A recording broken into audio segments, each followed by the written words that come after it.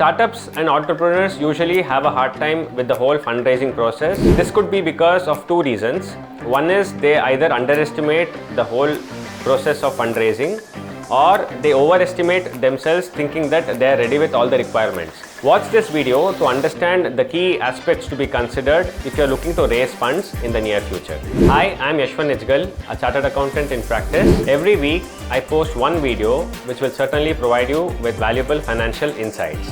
In this video, I'm going to be talking about 5 aspects which according to me are the most critical things to be kept in mind. The first one would be the business plan. Many of us definitely would have heard about the business plan or even know what exactly a business plan is.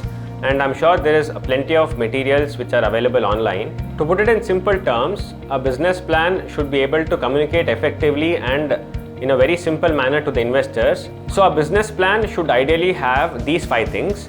One is your mission, the second is the vision of the company, the third is the market opportunities, the fourth is the competitor analysis, and the fifth one is the growth strategies. So mission is basically the short-term goals or milestones that a company wants to achieve in order to fulfill the long-term vision of the company. Now speaking about the market opportunities, what you're trying to showcase is that what is the size of the market that your business or company is getting into and what is the potential of scaling up for your business. The fourth and an important aspect would be the competitor analysis. Any business that you're getting into obviously will have established players. So you need to understand the share of market that they have captured and financial parameters like their revenue, their profitability, and how you can disrupt the market with your USPs. So finally, now that we have spoken about the mission, vision, and the USPs of our company, we will have to explain to the investors about the growth strategies on how we will be able to achieve all this, which is basically the execution plan. The second aspect would be knowing about your funding needs and the end utilization of the funds that you raise. Now here you need to keep in mind that you need to be very precise about the kind of funds that you will be needing, whether it is for operations or tech development or product development. And you also need to be clear about the deployment time frame and what you will be able to achieve out of this. The third aspect is deciding on the kind of investors you want to partner with. Though there are several aspects such as the stage at which your company is at, the sector in which your company operates, and whether the goals of the company align with that of the investors, I would say that the most fundamental aspect to decide on the kind of investors you want would be the stage at which your company is functioning. For example, if you have just started a company and you are looking at funding to take it to the next level, you can look at either angel fund or seed fund. And for a less riskier option, you can look at crowdfunding. And then if you are a company which has been operating for a while and looking for accelerated growth, you can look at a venture capitalist firm. And finally, if you are an established company with proven traction and you want to explore into other areas of the market, then you can look at a private equity firm.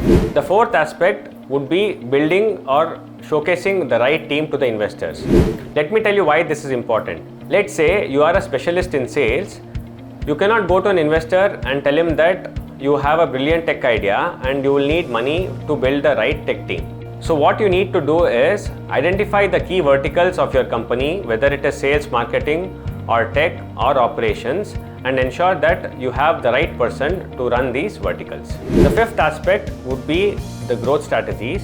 While many entrepreneurs and startups focus on the kind of strategies that they would want to implement in the future, what the investors would ideally want to see is what the startup or the company has been able to achieve in the recent past. Whether it is in the form of growth in revenue or profitability, year on year customer base or number of new customers added, or the kind of repeat customers that we have been having, or customer testimonials or feedback from customers, which ideally should be positive, or also critical partnerships. I think establishing this traction would definitely grab the attention of the investors. So the entire process of fundraising requires 2 things. One is commitment from one of the co-founders or a representative of the management so that the information is complete in all aspects. And 2, assistance from the right professional so that whatever we are trying to communicate is faster and clearer. And finally, don't waste indefinite amount of time on the fundraising process. If fundraising is not happening, I think you should take the right feedback from the investors and revisit your business plan. And as always, no tricks, no hacks. Follow me for valuable financial insights.